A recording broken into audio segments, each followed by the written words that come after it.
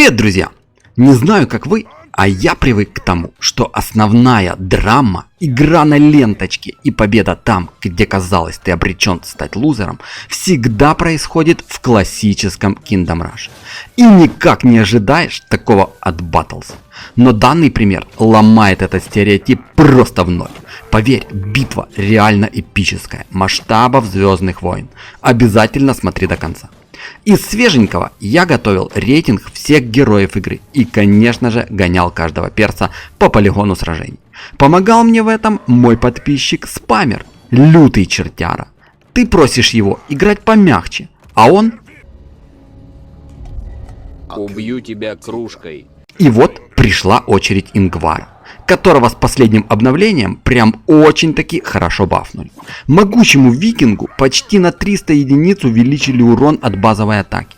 И это не считая его способность каждые 12 секунд наносить огромнейший урон всем врагам вокруг него. Добавили здоровье его предкам и на целых 7 секунд ускорили трансформацию в могучего медведя. Настоящая такая передвижная казарма. Так еще и карта снежная попалась. Вроде как приятные и привычные условия для викингов. Кстати, казарму я взял варваров. Этим тоже холод не страшен, но враги тут прям жутко хитрые. Могучие йети, тролли с хорошей регенерацией, уродские ледяные ведьмы и эти, помните, мелкие летающие крысы, которые в момент смерти взрываются и срут где попало. А еще очень дерзкие и бесячие снеговики, которые вроде как должны дарить радость, тепло и чувство приближающегося праздника. Так нет, им лишь бы в снежки поиграть до потери сознания. Стратегию выбрал обычную: казарма у выхода, Тесла для зачистки мелких и друид с идеей в дальнейшем заморозить спамера и нагнать на него лютого страха. Из бустов летающие големы, так как соперник на Бересаде.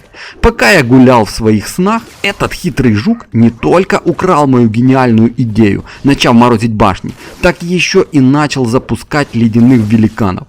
Охреневший от такой дерзости, я хаотично настроил Тесел, пытаясь запутать соперника. Сразу скажу, идея получилась так себе.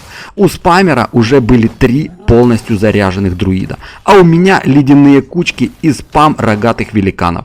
Кто бы мог подумать, что спамер будет душить меня спамом? Где такое видано? Вот надо было прислушаться к предложению мистера Девола и забанить спамера в Телеграме, пока еще был шанс. На 5-й волне начал твориться сплошной беспредел.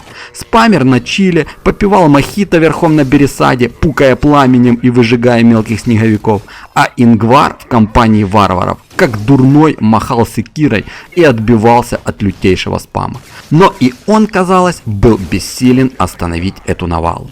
Как итог, я потерял героя, и поражение было неизбежным.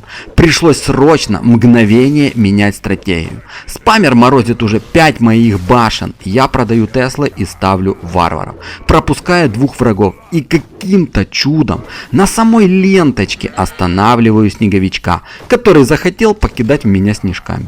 Вот какая вероятность того, что там окажется именно снеговик, который по своей игровой механике на линии развернется и будет кидать снежками, решая судьбу этой катки. Как итог, Ингвар, вернувшись к жизни, зарешал данную ситуацию, и нас ждал босс-файт. На сцену вышел Улгук-хай, а я от безысходности установил 3 казармы варваров во главе с Ингваром у своих флажков. На что я рассчитывал? На своего троянского коня в виде летающих големов, каменных и ледяных, которых я вкачал на 3-й уровень. Именно они и погубили спамера, а я одержал нереальную победу. Эпический финал великого сражения. Как итог, дружеские матчи в КРБ, то ради чего стоит качать эту игру. Всех обнял.